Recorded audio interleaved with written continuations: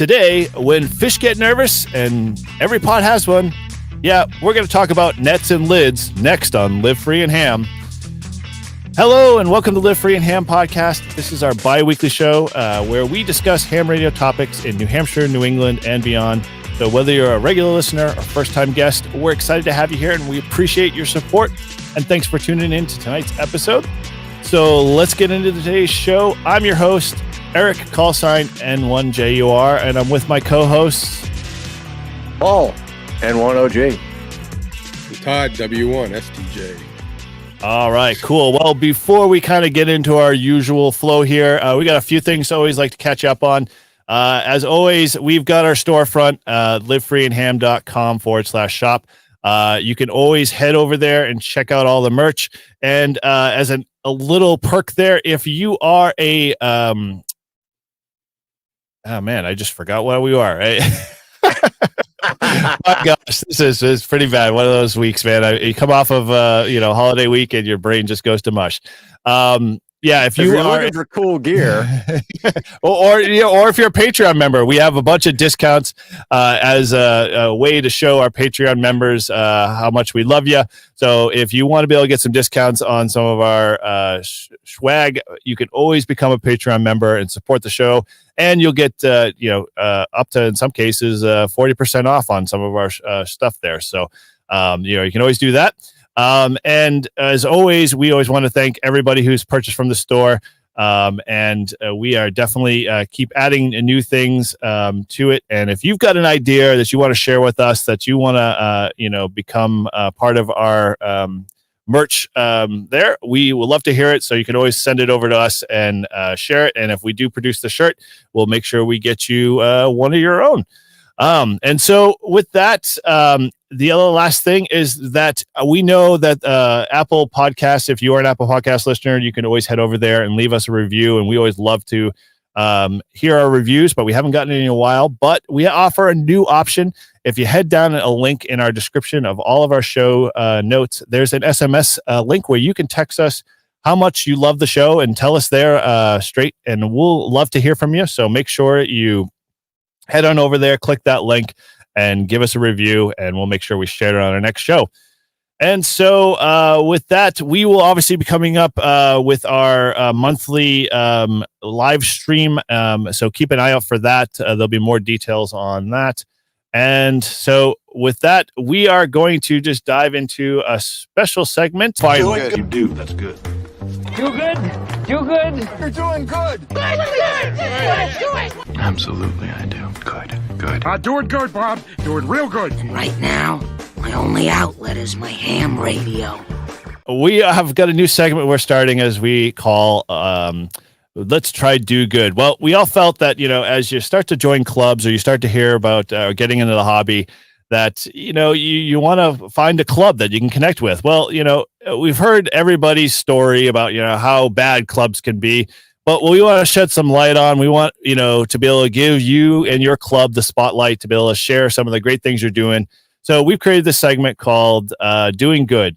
But the biggest problem, and Paul, you can tell me how you feel with this one, or even Todd, what the heck? No one's sending anything in. Is it all clubs suck? I'm telling you, nobody's doing good things. Everybody's just being a bad apple. That's apparently what it's going to be turning into. So, with that, we want to stress this. If you've got something going on in your club, no matter how big, small, or in between, send us an email at livefreeandham@gmail.com, and we'll share it with folks just to promote you guys, to show that, clubs are doing some great stuff there. So even if you're not a traditional club and you're a bunch of guys that get together, for field days or whatever, and you do something great there, please share it with us, and we'll make sure we get it on our next episode. So with that, we're going to put a pin in the little something extra there, because Todd has been busy in his summertime, and the new question pool is out, and he hasn't had a chance to get his head wrapped around that yet. So we're going to put a pause on this for the next probably couple of weeks. And with that, we'll be probably picking that up sometime in September again. So Todd will have some time to refresh his understanding and get knee deep into that question pool there. And so with that, we'll be holding over. So we're sad to say you won't hear much from our VE Quizmaster, but not to say that you won't hear from the rest of the show either. But anyway, Extra by 2025. Yes, exactly right. We'll be in way ahead of the curve on that one. we might actually be able to get a debate, and we'll put you on the campaign trail. Oh, all right. So in our usual format, let me ask, hey, Paul, how's your ham radio week been? Oh, wow. Well, let's see. I lost my cool with Ham Shock Hotline yesterday. Signed up for Hams Over IP. The boat pictured behind me is the new HF mobile rig. So that is all set up for HF on the water. But otherwise, I made a couple quick contacts with a couple 13 colony stations. It didn't get to spend anywhere near as much time as I would have liked, but hey, that's the way it is. Life gets busy, and it's a hobby, so you gotta just fit it in where you can. That's true. So HF mobile on the boat, what'd you put for the rig? This side of the radio, 7300. Oh, okay. And now it's permanently monitored. This is you take on and off with you. No. It's in a Pelican case, and so it'll just on and off. Yep. Oh, cool. Okay. Now, what are you running for antenna on the boat? Oh, you would be amazed to learn that I'm running the Reliance and Fit half wave. Oh, wow. Okay. And you just running the radio in the water, or you're running, how do you tell? How are you getting that thing set up? Yeah. All right. So the marine radio mast, the antenna mast is, it's like 14, 15 feet long. Mm-hmm. So I zip tied one of those little plastic S clips onto the top, and I just run the wire through in an inverted V from the bow to the stern of the boat. Okay. And whatever's left can hang out in the water. Wow. Okay. So what are you getting for SWR and? Well, so I'm not in the water yet. So okay. I haven't gotten a fully test as to how the salt water affects it, but at least initial setup on the boat, everything works great. SWR is perfect, so it should be phenomenal once I get out in the water. Okay, well then we expect some video out of that one, because I definitely want to see that in action. For sure. Cool. All right. Well, with that, Todd, how is your ham radio week? Even though I'm sure you probably hammered more nails and swung heavy equipment than you've radio microphones. Well, I'm putting a deck in, or replacing my deck, because I got tired of falling through it because it was rotting away. Good thing is the joists were fine, so I'm just putting up some Trex, and just taking a long time because I'm trying to fit everything in the way it was, but the Trex is thicker than what the boards were, so nothing goes easy, but we got most of it done, and should be smooth sailing tomorrow. Should be able to get 3/4 of it, or pretty much all of it done, and then we just got to do the finishing stuff. So mission failed. We'll get them next time. I was on vacation. I drove down to North Carolina. Love North Carolina. It was really a lot of fun. And I had two kids and a wife, and I had to sneak in some POTAs. So first stop was just south of Richmond, and I got up at like 6 a.m, snuck out of the hotel, activated a park, got Virginia, then went down to North Carolina and found out that there was a wildlife refuge 7 minutes away. Ooh. So I went every morning. I got up at 6, 7 o'clock, got down there. Didn't even realize there's early shift awards, because all of a sudden I got this alert saying you got an early shift for activate. I go, hey, bands were tough. A lot of static, a lot of up and downs. The last day I was there was the best day. Bands were coming around, so that was good. So then we headed up home. Stopped in Maryland to see my uncle. Stayed overnight, and in the morning before we left, I got up again, snuck out of the house, and went to a park. And I actually worked our Ryan W1SNH, our other host, and he was he was Was up that in when he was in Maine. Maine? Yeah. Okay. Yeah, he All was in Maine. So I worked him in North Carolina too. And what was awesome is he's got this big tower and this beam, and he turned the beam right at me. And all of a sudden it was like, boom, I got a 5.9, no static. It was perfect. I was like, sweet. You know, I'm thinking the band, he goes, I got the beam right at you. But anyway, he was on QRP. He was on 10 watts, I think he said. He was up Yeah. at was he in the ocean or a lake or something? No, he was at a lake based off the pictures. Yeah. And so I got to work him. I worked Bill W1WRA. I worked did I work you, Eric? I think I worked you, right?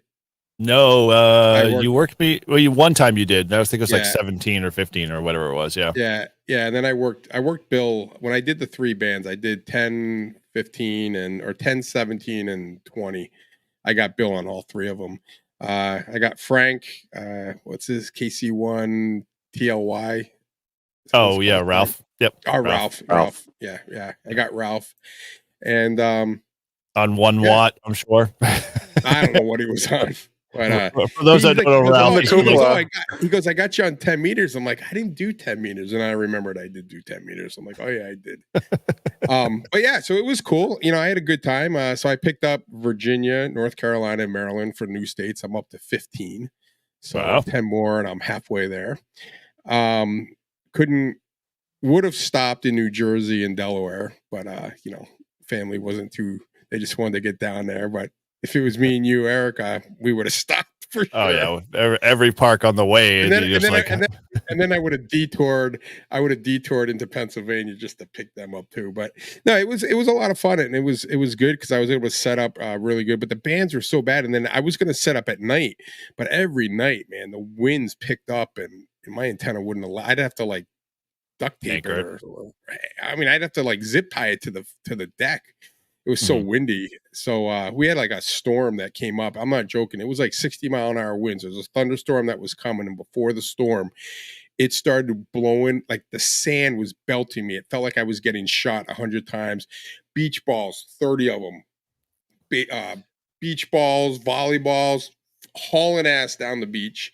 And we're gathering everything up. People's hats are flying off. Next thing you know, they're like a quarter mile. I mean, it was crazy. I couldn't hold the beach chair in one hand without it like taking off on me. Like seriously, if I had a kite, I would have been flying. So I have the beach chair and I'm holding it, and I had to push it against the wind, and as hard as I could, or it'd come back and hit me in the head. So we finally got everything out, and I went up, and I have a little weather machine, wind meter or whatever. And by the time I got out and upstairs, it was like 35 miles an hour, but it had calmed down. So I'm guessing it was probably around 60 miles an hour. It was crazy. The whole beach, like within 5 minutes, like emptied. Everyone's tent beach thing gone, flying through in the ocean. I mean, it was nuts. I was like, this is only like 60 miles an hour. I can't imagine what like 180 or like a hurricane coming on. When was it? Was that during like the field day weekend? Like when that happened, or later in the week? No, it was. Let's see. We got there. Saturday. So I did work field day. I worked Virginia on field day on Sunday morning. Okay. So it was like Monday or Tuesday. Yeah, because I was asking because I know we had tornado warnings. We literally rolled out of camp like lightning. I mean, we were. Yeah, it was. I was watching that. It was after that. It was basically a storm was coming in off the ocean. The second one we had the next day was coming from the land, but this one was coming off the ocean, coming inward, and it just picked up. It was crazy, but yeah. So I got a lot of POTA, and I was pretty psyched. I did and then we'll talk about a little bit today about my one experience, and I didn't film it, and I tried to. Yeah, we'll talk a lot more about that one. but it was a lot of fun, and like I said, I just wish the bands were a little bit better because it was tough. I mean, it was like I felt bad because some of these guys I'd hear them, and then they just vanish, and I'd hear half their call sign, and I couldn't get the second half, and then one guy stuck with me, and he came back like maybe a half an hour later, and I think he was trying the whole time, and I'm like, I hear you, I got you. But we had a G4 during that time period. Yeah, we did. That was very much a storm. Yeah, we had a G4 solar storm. So is that why the bands were so crappy? Yes. Well, See, look, you had 62 contacts. I mean, dude, you were phenomenal for. well, no, they came back that day because I was like, oh, okay. Well, the one I did in Maryland, right? So I'm in Maryland. This is when I'm talking to Ryan, and I could barely hear him. And he's texting me. He goes, dude, I can hear you. I can't hear you. And then he goes, well, where are you located? And I found this perfect spot next to this like little river, this little stream. It was beautiful. I'm like, oh, no one's here. Nice little spot. I'm all set. And then I look after I tried it. I got a couple contacts, but it was kind of sporadic, and I wasn't hearing a lot. I'm like literally in the valley of two huge mountains, like hills, like literally like steep hills to the right, across the river, steep hill. I'm like, oh, so Yep. a family came and took over, where I was at. They were jumping in the river. So I just packed up, threw everything in the truck, and drove up to the top. There's it's called like King and Queen's Perch or something. And I get up there, and all of a sudden, like Ryan comes in, no problem, and all of a sudden the contacts just start flowing. So Damn hills. that's what it was. But I wasn't, me. I mean, I should know better, right? But I was just like, it was early in the morning. It was like 7:00 in the morning. And I find this perfect spot next to a river. I'm like, how perfect is this? I'm in this park, and then I didn't even notice that. Oh, I'm in the middle of two mountains or two hills. I'm not getting anywhere. Totally. So, Well, wow. Okay. Well, yeah, I can't say, my ham radio week. I mean, we're recording this. I mean, we've got a couple of weeks in between and stuff. So yeah, it's been pretty packed. I mean, with field day and all of the field day activities, Paul and I had a blast, even though kind of the bands were rough. They were. I mean, we spent a good They were all amount. right. Yeah. I mean, 10 meters, I could literally sit there and press the record button and my voice going over and over and over again. And after the 15th time, then I would get a call, and then it would go dead, and we'd do the same cycle over and over again. So it's like we could have gone through a whole 30 pack, I think, by the time, we had made 15 contacts on 10 meters.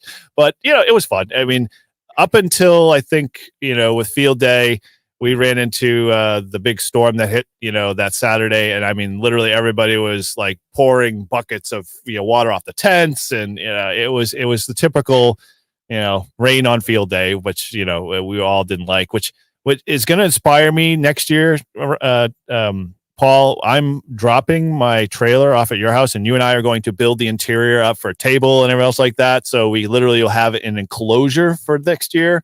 And so, we'll do all that construction at your house, get it all set up for the radios and everything else like that. And then you can drive it there. And that way you can just drop it off. And now we've got you can attach your screen shelter after, and that'd be our hangout spot. But that trailer, we'll go it all out, and we'll put air conditioning in it. That's my thought. So, it'll be sunny and 75 degrees. That's what I'm hoping. That's what it needs. That's what we need to bring it back. That I'm all for it. So. Yeah, I've been drying out my hex beam again and getting all that reorganized and put back away, and it's definitely starting to show signs of wear. So I got to replace a few parts on that, which is that comes with the the use of it. And then I just we before we recorded the show, I was up in Maine, and we were kind of scouting out for our vacation coming up soon, and there was a guy up in Mount Washington, doing soda, and my radio 152 was going nuts. And I've never heard anything anytime I've ever been up in Maine on 52. And this guy was, people were coming out of the woodwork to work him. And, I had him out of pretty much Wells area, good, strong 5'9". And he's like, I'm up on Mount Washington, and it's like, 47 degrees, but I'm having a blast. And I'm like, okay. Yeah, it was pretty cool. Degrees today. It is. You think so? Here's the funny part: is like on my anniversary, I went up there with my wife, and I took my HT, and I was like, I got to check the weather to see, because at that point it was like 93 at the base, and by the time we took the Cog Railway up there and got up to the top, it was 38 with the winds. It was 25 miles an hour. It was freezing. I mean, I was like, winter coat. I can't believe there were like kids running around in shorts and t-shirts. And I'm like, what's wrong with your children? They're gonna freeze to death. I mean, it's like utterly ridiculous. But yeah, it gets cold up there fast. Well, when I was in shape and I was in high school, my buddy and I, we ran long distance, and believe it or not, I used to be a good distance runner, but I couldn't even run like a quarter mile now. But anyway, Everyone just saved my life. that's another story. We decided that we were mountain biking and we went to Vermont to his school. He went to Castleton State, and then we went up to Plymouth where I was going to go, and then we decided to go to Mount Washington. Well, I didn't know you could drive up the stupid thing, so he goes, "Yeah, let's run up it." So I'm like, "All right." So I'm wearing like shorts, my running shoes. I got a windbreaker. And like a day pack with like whatever. So I got a windbreaker is like basically all I got. So we start going and we're going. All of a sudden it gets steeper. And now we're climbing up these like makeshift ladders like on the thing. Yep. And we're at the point where the trees are like, I don't know, 3 feet. Yeah, you're tall, at the tree line. Yep. Right. They're getting real small. All of a sudden the clouds come in. It starts freaking snowing, sleeting, hailing. I seriously couldn't see 2 feet in front of me. I thought I was going to die. It was like a river coming down. I grabbed onto this like pine tree, this little 3-foot pine tree, just grabbed on and ducked. And like water's going over my head. I'm like, I'm going to die. Before I even get to college, I'm going to be dead. I can't believe this. The freaking thing close over. The sun comes up. I'm literally 100 feet from this cabin, this rest area before you get to the top. I was like soaking wet, thinking Just get up there, and I see this truck, and I'm like, oh, yeah. I'm like, oh, I go, they must have helicoptered this truck up here. Nope. Get up to the top. There's like kids, car park. I'm like, we could have driven up this thing. So we got up there, and then we had to go back down. I was like, Jesus, what were we thinking? Well, so here's the tip. If you're a hiker and you get all the way up, you can actually buy a ticket to the top to take the cog back down. So, it's the cheap out way, but that's another way of, not having to hike it back down. But, then you haven't had the full experience, and then everybody gets to tease you, I guess, as a hiker. But, hey, I'd rather do that. We didn't have Uber or anything else. So I don't even know. Like we weren't near the cog.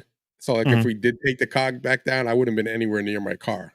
No, you would have been on the opposite side of the mountain. Sure. Yeah, right, which would have totally sucked. So yep, we just it was easier going down than it was going up. But hopefully we won't get to relive those experiences. Although those that are on the audio only, Paul brought his idiot's guide to hiking 4,000+ foot mountains, so we all could enjoy a page out of that. I'm sure. I was 17 years old. I'm a lot wiser and smarter now. I would never do what I did. Yeah. There are 48 mountains in New Hampshire alone that are over 4,000 feet. Yep. Most of the presidentials. Yep. All good mountains, but yeah, definitely weather changing effects can happen on those pretty quickly. Been on those before. Oh, all right. Well, that's another show for another time when we actually are all more fit and ready to actually attempt to make a, soda attempt, which, one day will be on my bucket list, just not this week. We're going to talk a little bit tonight about lids and nets. Todd alluded earlier. He kind of ran into something in his experience just recently and kind of inspired us to kind of talk about that because we've been hearing a few other YouTubers, sharing articles on Reddit and a few others, and Paul's, participated in a few of those conversations about how to deal with, the nets and the lids that, sometimes run those nets and how, they have been known to say bad things about us folks who like POTA and do POTA and how we're just messing up the hobby and so forth and so on. And so, we're going to kind of touch a little bit on that with the hope, that we can share something with you. Again, we would love to make this a rant show about how bad they are, but I don't think we would serve any justice outside of the fact that we would just get it off our chest and probably cause a lot of hate mail. But hang on, let me go get my pitchfork.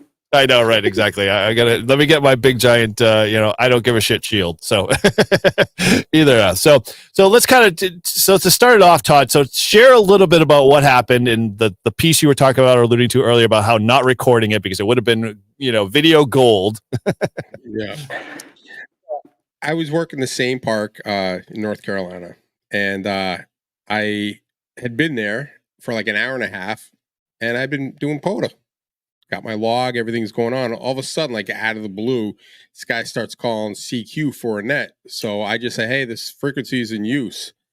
Well, then I got this guy who clearly didn't like POTA, clearly didn't like me, and clearly didn't like care what I had to say. So I said, listen, I'm on this frequency doing POTA. He goes, well, we have a net for 20 years here. You need to move.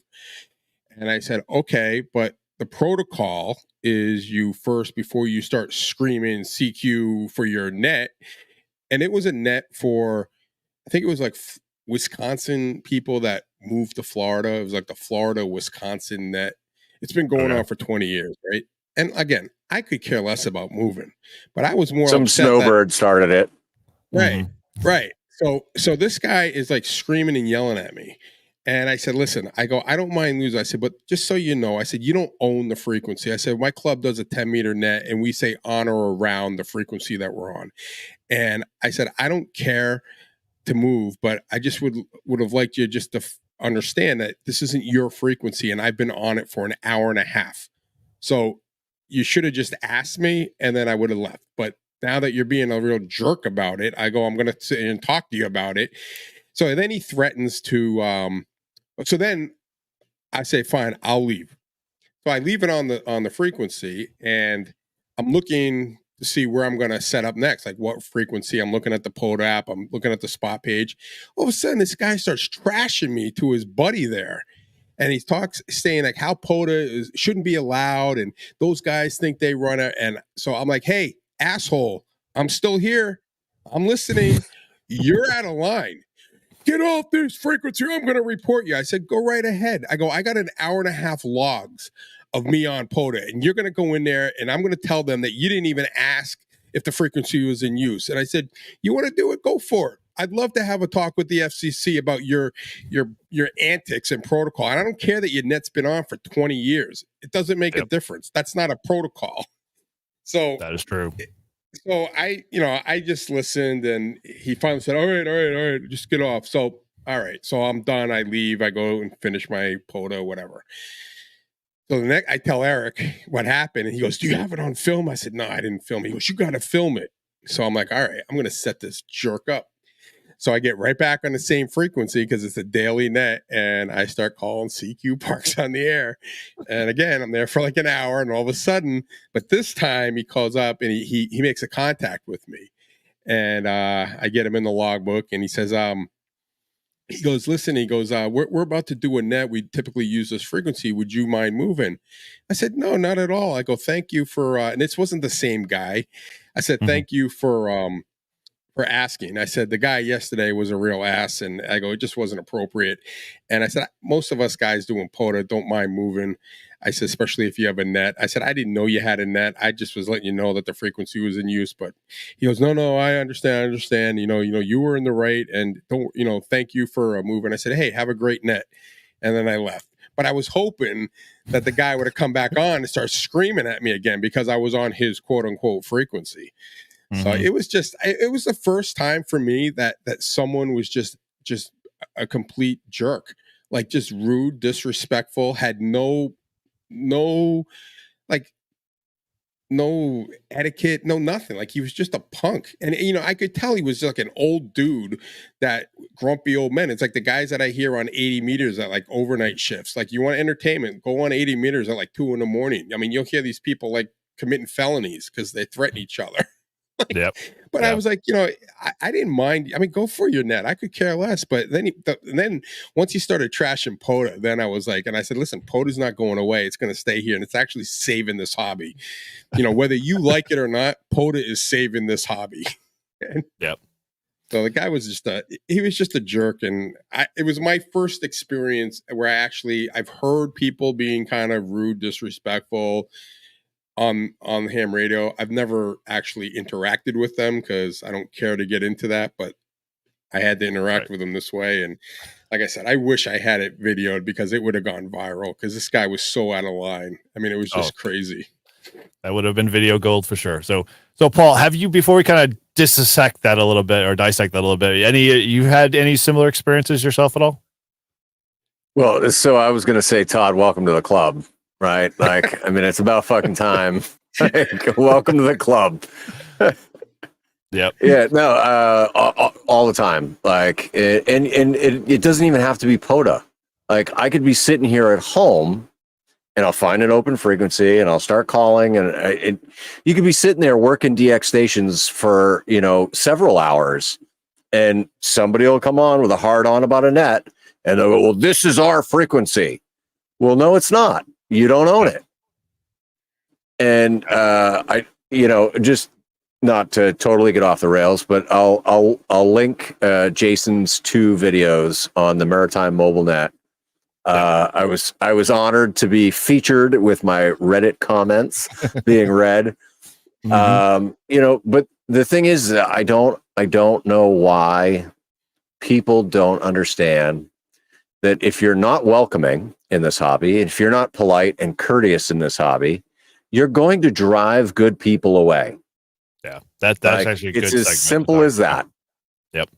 That goes, I think, hand in hand across the entire hobby, not so much as even just on the airwaves in general, both with your actions and your words, no matter what it might be, whether it's the, proverbial, oh, well, that's not ham radio, insert whatever, or the, well, you just don't know, what ham radio is because it used to be this, so it still should be this going forward. And therefore, you're just, an idiot. And that yeah, I mean, it was, I was more, I was all right with it, explaining to him, but when he started trashing me and then trashing POTA, and those guys, they're taking over the air, they should never even be allowed on the radio.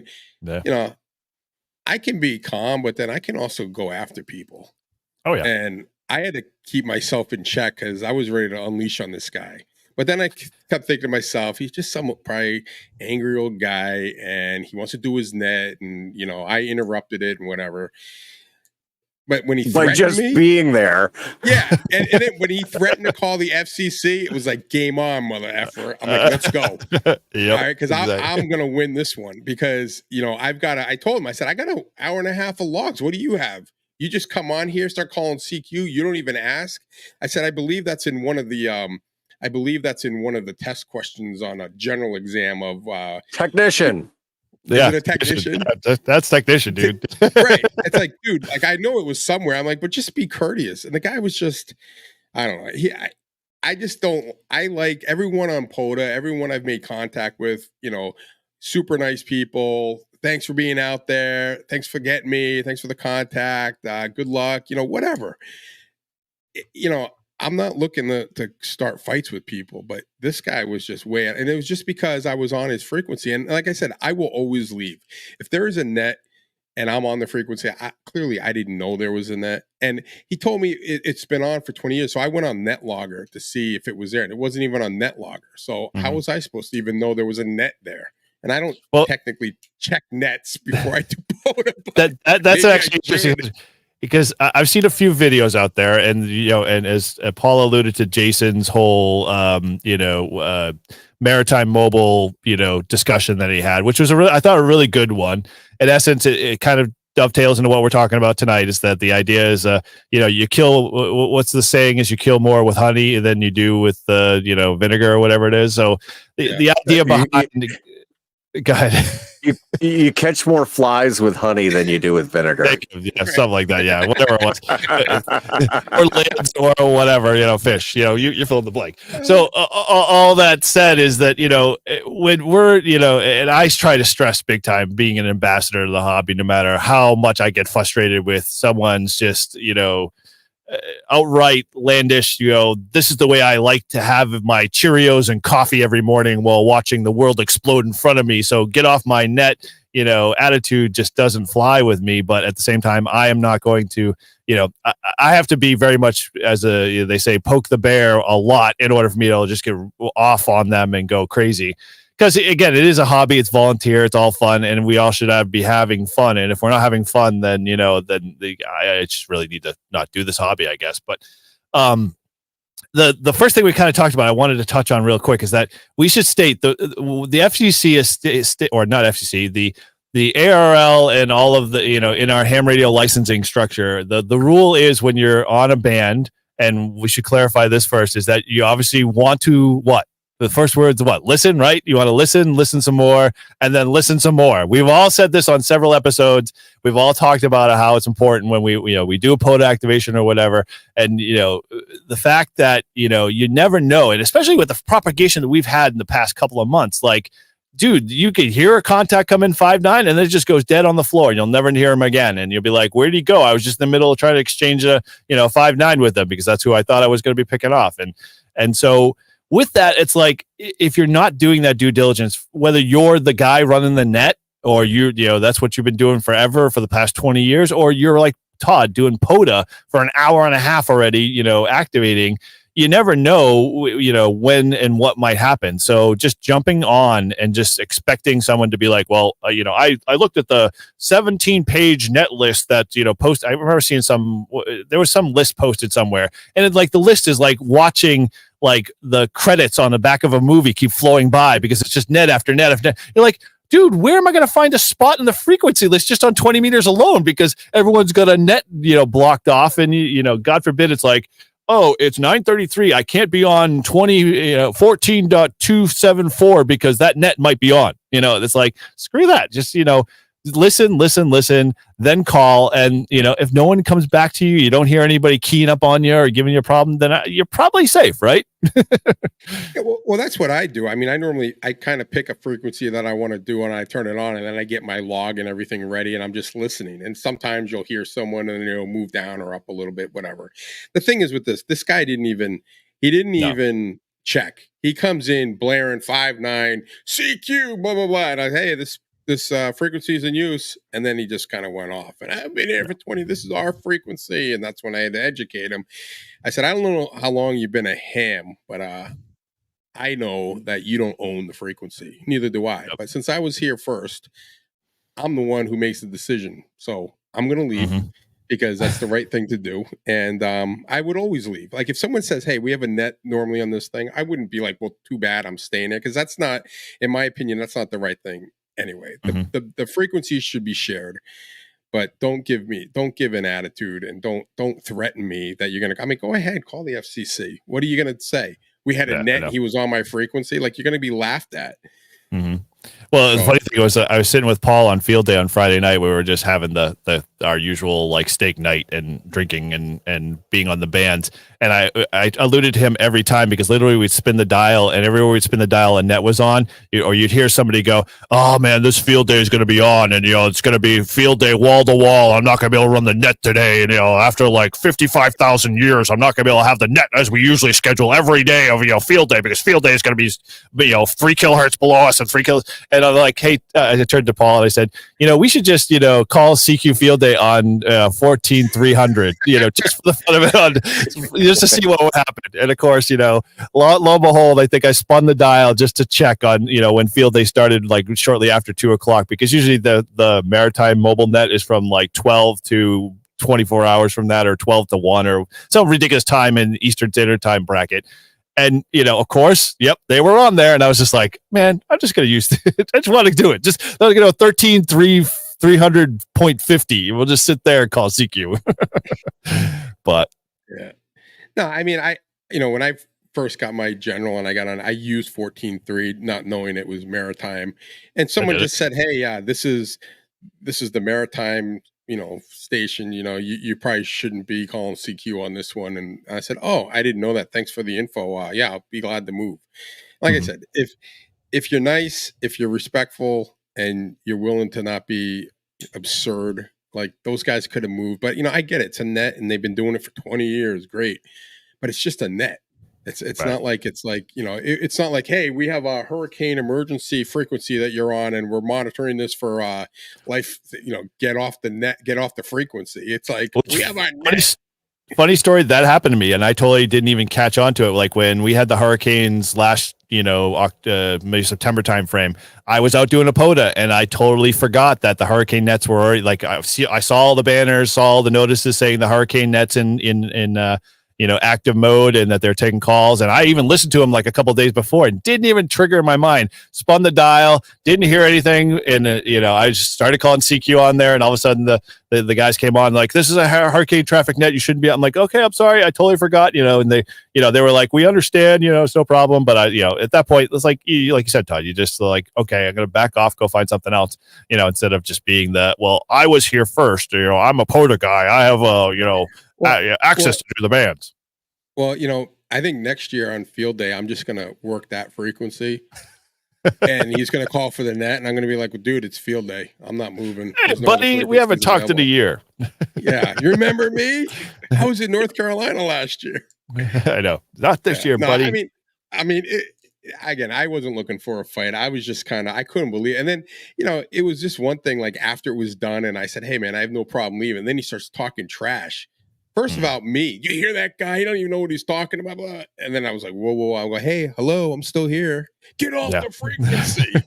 This is not an encrypted net. I'm like, nope, not getting off. Wow. Yeah. So it's kind of funny because we could definitely go crazy with a lot of stories with this. So I guess kind of the two takeaways for this is one, we already kind of touched upon it. It's like, just listen as much as you can. If you're not already in your, activation, if in the case of this was like a POTA, if you're going to, confront somebody, as Todd, I think kind of alluded to, don't be an ass back unless they really turn, it up. And again, use your discretion with that, because, some of us can get really hot-headed fast and run into some major problems that you don't want to be on the hot seat and being the picked up by the FCC what are they called, the volunteer airwave ban, what are they called, the band police. Yeah, right. Yes, our volunteer organization, which, I'm glad that they do what they do. And, it's funny because I listen to some other podcasts and they talk about those, incidents that happened and what was reported. And I kind of think,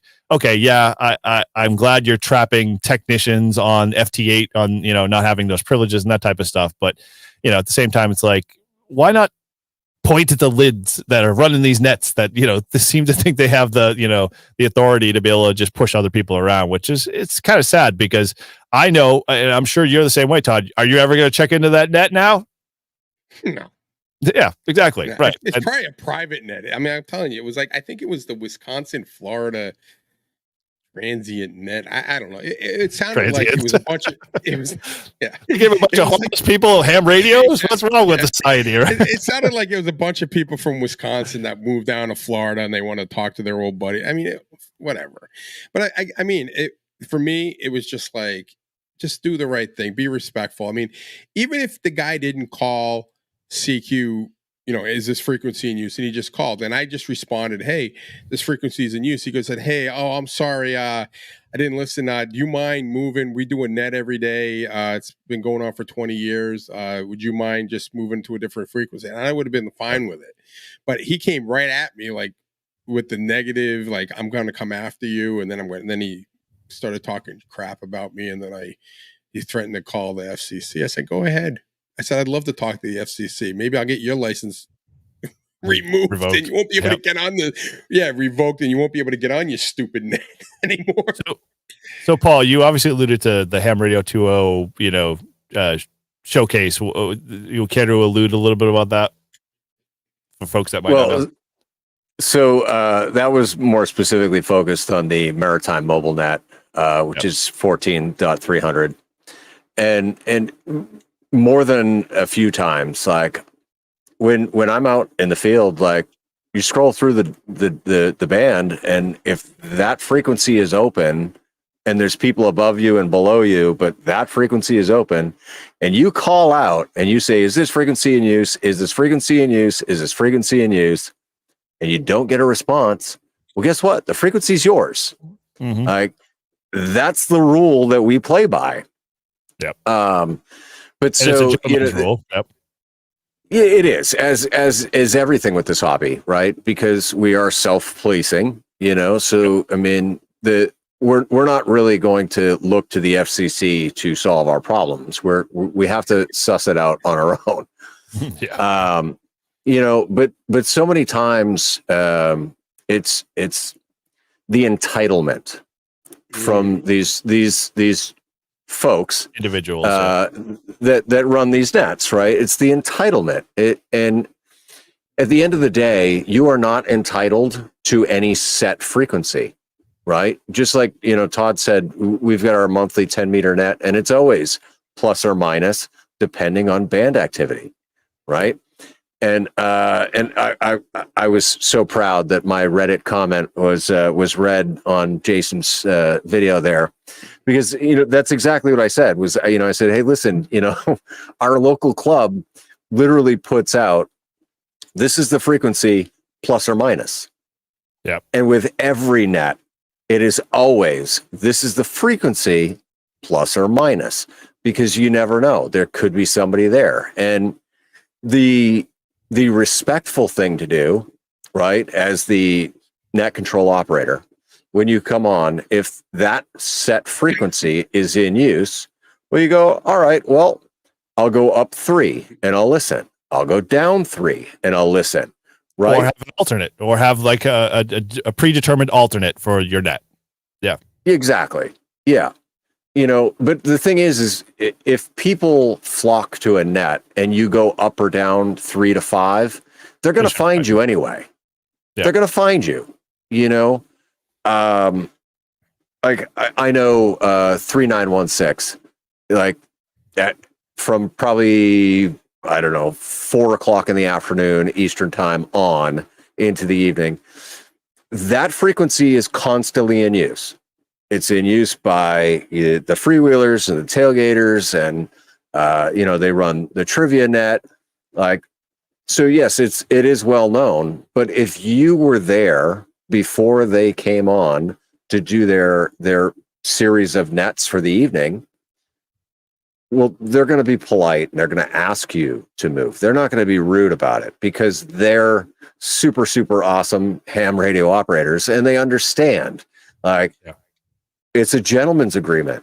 That frequency isn't theirs. Yes, they own the website. Yes, they own everything that is attached to 3916, but it's not theirs. They don't own the frequency, and neither does the Maritime Mobile Net. And so for them to say that, well, we're monitoring traffic 24/7 for boats in distress. Well, as a boater, you see it, right? As a boater, let me tell you, my first go-to is my marine radio, which is nowhere near the HF portion of the bands, right? And I'm going to be hard pressed to be like, you know what, let me set up my HF rig so that I can get on 14.300 and talk to somebody in Wisconsin. I know, to help me out. I'm on the ocean. To help me when I'm, out in Hampton Harbor, right? Like, no, I'm going to use my marine radio, and I'm going to call the Coast Guard. I'm going to call, Hampton Harbor. I'm going to call somebody that is going to be able to do something. So it's all silly to me. Like, I understand the original premise, but in today's day and age, it's just not relevant. And so have some courtesy, have some decency, just be polite to the other operators that are out there, because you don't own the frequency and you're not on it 24/7. And there isn't boats looking for freaking help 24/7 on 14.300. Nope. So here's a thought. It's like, I think, and as I'm hearing you kind of talk about this a little bit, the one thing that kind of triggered in my head was like the don't own the frequency thing. I think kind of comes from and may be derivative of the fact that we used to have repeaters and run nets on there. Now, those frequencies are owned. I mean, they're licensed or allotted to the owners of the repeaters. So in essence, if someone was running a net, so like if we ran our nightly net and all of a sudden I jumped on top of our net and said, you don't own this frequency and you can't use this, I would look very silly, because in essence, it's sort of on a repeater local to the club and usually owned and set up that way. So it's a club, it's licensed and assigned, even though it's not owned per se by the repeater, it's still assigned to us. No one else can really have that frequency without coordinating it. I think that mentality carries on into the HF world for a lot of the older folk, because repeaters, and it's not so much today, but it used to be when I was growing up 30 years ago, repeaters were the lifeblood. Everybody was on the repeater. Everybody like had to be, from the morning you got up on your car ride or from out having your coffee to your car to the, your work and then back and forth. That was like how everybody communicated. There were phone patches on those things. So you could call home and tell your wife you're stuck in traffic, the whole 9 yards. So that whole attitude of, ownership of the repeaters just kind of like just grew into people's lives and became habitual, I think. And that's kind of where that may have derived out of, HF, because, we obviously know nobody owns is legit. Nobody owns that frequency that they're on. It's not assigned to anybody. No one's been allotted to it. No one's been, deemed by the FCC or ARRL to say, hey, guess what? That club can own that frequency. Imagine if that was the case. Imagine if those 10-meter repeaters that are, out there, if people are like, you can't be on this frequency. It's our 10-meter repeater. It's like, come on, please. The 10-meter repeaters that I know of, the people that I've talked to, the guys out in New York, and I've used their repeater a couple of times, are phenomenal. They're like, they love the fact there are people using it, and that, when e-skip kicks in or whatever, that people from Europe are on that repeater frequency because they're hitting it from their home. And, they're like, wow, this is great to see the 10-meter repeater up. But, they aren't complaining that, people are using, they're dying to have people get on those, frequencies and, use them. So it's just kind of this weird mentality, I think, that's just dragged through people's minds and just, been adopted in these nets. Well, I think the guy found me after I moved, after I had my thing, and started tuning up on me because all of a sudden, and I was like, man, like if I had my DX10, I wouldn't have done it, even though I'd want to do it. But you imagine you had like 1,000 watts and the guy was like that, and you said, okay, you're going to do your net, tune, you got the whole net every time you spoke. Beep. Yeah, I mean, it happens to me all the time. And there are lots of people that do it. Yeah, and now I think that this guy did it because he wanted to. I mean, I can't prove that it was him, but really, no one's tuning up on me the whole day, and all of a sudden, I get into it with this guy. Next thing you know, the frequency I move to is getting tuned up on every 2 seconds. Yeah, but I hate that because it's just it's I could do the same thing, and and I'm not doing it just because I respect the net and I respect the protocol and I respect ham radio. Like, I don't want people not to be able to use the frequencies, but that's what this guy was doing. I'm almost positive because, I mean, as soon as it ended or the net was done, it stopped. Like, how because I'd go back to it. I'm like, oh, the net's ended. Oh, funny how I'm not getting tuned up on anymore. I know, nobody cares anymore. What's all the deal with that? Yeah. Now, interestingly enough, right? So for somebody like myself with hearing loss, right? I'm always wearing headphones because otherwise I can't hear the radio. I can't pick the signals out. Right. And so when somebody comes on and they start tuning on top of me, intentionally causing interference, it is so awful because I most of the hearing that I've lost is the higher frequencies, right? Oh, wow. And so that tuning signal is such a high frequency, it just resonates through my head. Ooh. Now, what I don't mind so much is when people interfere intentionally, but they'll do like Windows 98 noises, or they'll, they'll get on and they'll do a little like Little Wing riff, on their guitar and stuff like that. I don't mind it so much. It's not as interfering, but God, the worst thing you could do is just send a carrier out over somebody else over and over and over. Like, God, that's all awful. Mm-hmm. Yeah, totally. So well, I wish there was a way that you could find out, like, where the signal came from or who was it that was tuning up on you. Because then you could like send the email and say, hey, why are you tuning up on me, buddy? We have in the IT world a nice little, what they call a virus. Oh, send that back over there to disable their radio or something. Well, isn't that? Yeah. Well, you'd need a Kraken. Yeah, true. Yeah, in some cases, I think there are a few people that we've seen this too. Even on we all are aware of a situation that I don't want to go into too much detail about in a local repeater that we've heard of or been a part of. Again, people harassing other people on a repeater, and that's just unacceptable too. I mean, I don't know what is your beef that you have to do this to anybody for any reason. It's like, it's just, you're wasting people's time. You're wasting your time. There's just no, benefits whatsoever. Great. You might get a little thrill out of it, but in essence, you're just making people's lives more miserable who want to have some fun in the hobby. And I think whatever it is, knock it off. Simple as that. What is your major malfunction, Private Plow? Exactly. I'm in a world of shit. All right. So how we can put a little bow on this. I mean, in essence, to wrap it up, let's kind of go quickly around. I mean, anything we should add to this, or we want to kind of just, put in a quick summary, or summarizer, summary in chief, Paul, anything you could give to have somebody walk away with? Well, so if I was going to leave anybody with parting words here, I would say there's assholes in every hobby. Don't let them get to you. Don't get pushed off of frequencies because somebody is being intentionally interfering to you. Be strong, stand your ground if you're in the right, but always be polite, always be courteous, always just try and be a little bit understanding of where the other person is coming from. And if we could all do that, then everybody will get along just fine. Roger that. Yeah. Cool. Hey, Paul, you got anything you want to throw in that, Todd?